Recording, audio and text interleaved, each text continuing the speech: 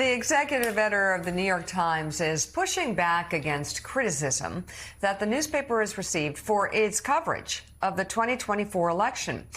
In an interview with Semafor, Joseph Kahn responded to attacks from some on the left who say the Times reporting is too critical of President Joe Biden and could enable Donald Trump to win back the White House. There's so many things wrong with that right there. There are people out there in the world, quote, who may decide based on their democratic rights to elect Donald Trump as president, Kahn says. It's not the job of the news media to prevent that from happening. It's the job of Joe Biden and the people around Biden to prevent that from happening, to say that the threats of democracy are so great that the media is going to abandon its central role as a source of impartial information to help people vote. That's essentially saying the news media should become a propaganda arm for a single candidate because we prefer that candidate's agenda. Oh, this is so interesting. Joining us now, editor-in-chief of Semafor, Ben Smith.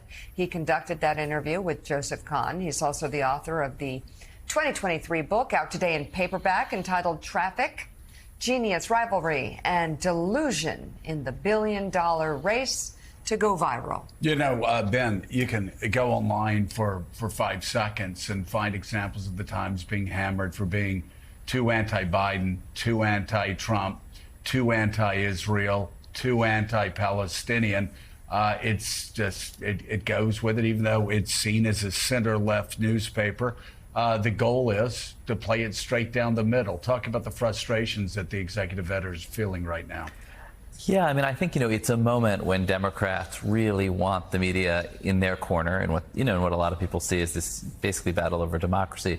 But what's happening inside the New York Times is a sense that during particularly the summer of 2020, they aligned themselves too much with particularly a kind of progressive wing of the Democratic Party.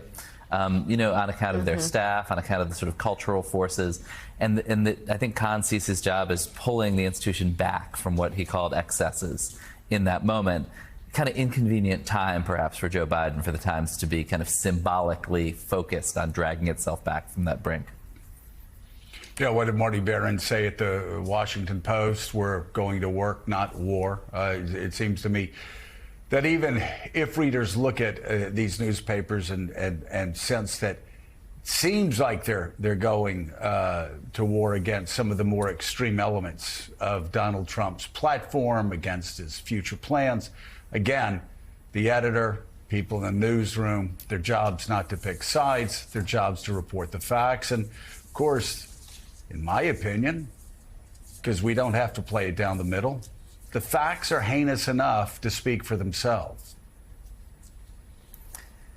Yeah, I mean, I think there's a question of what exactly does it mean to play it down the middle? Is the job of the media to fight for democracy, or in a democracy do we have this very constrained, specific lane, and we're supposed to stay in it?